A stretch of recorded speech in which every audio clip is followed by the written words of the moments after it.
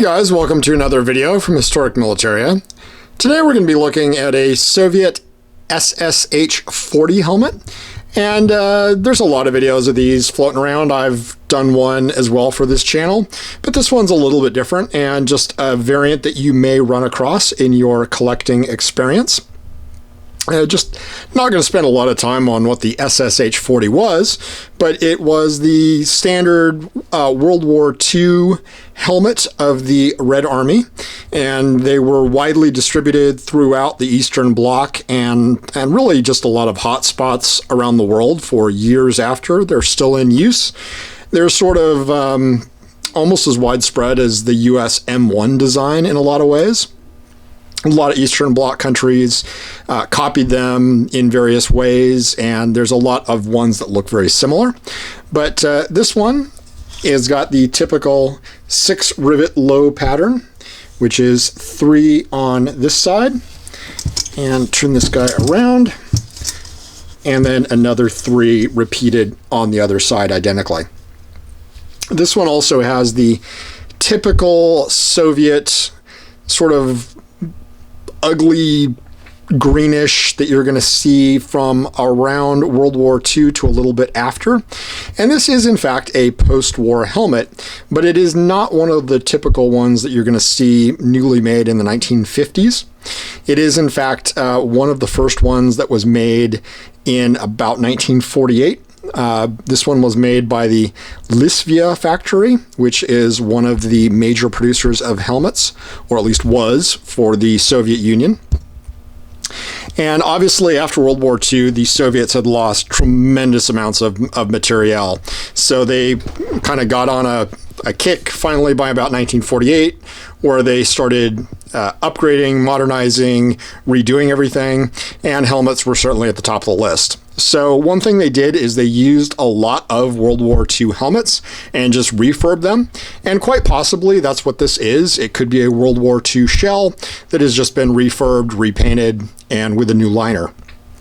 The first thing you're going to notice about this one, it does have numerous layers of old paint on it, so it's been definitely repainted a few times in service, and it even looks like it might have had some sort of red symbol or writing or something on the front here that is long gone and painted over.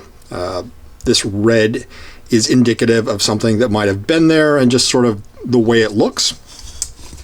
But let's take a look at the inside, which is the interesting part.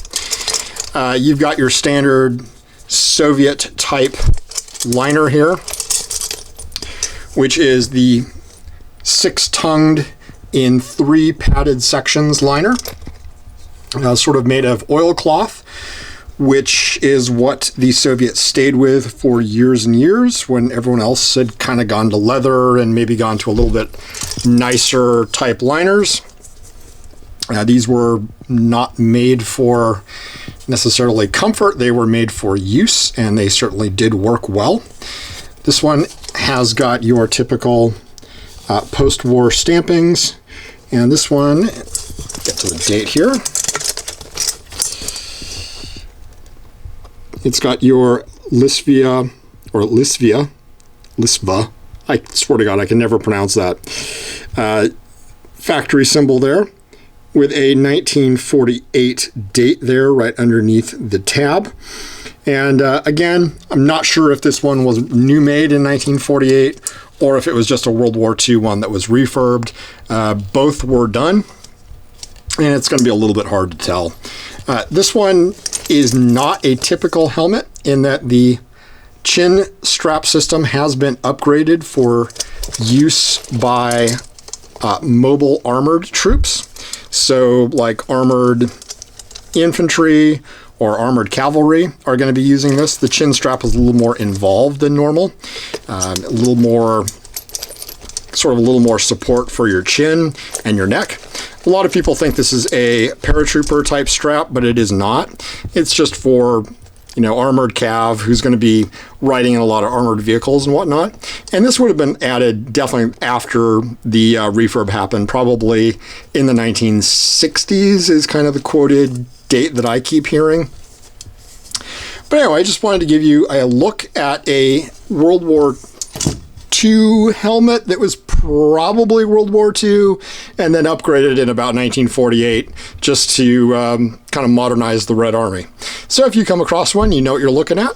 And these are pretty desirable helmets. A lot of people do like them. There's not a lot of immediate post-war helmets floating around. So by all means, if you find one and it's a good price, snap it up. You won't regret buying it.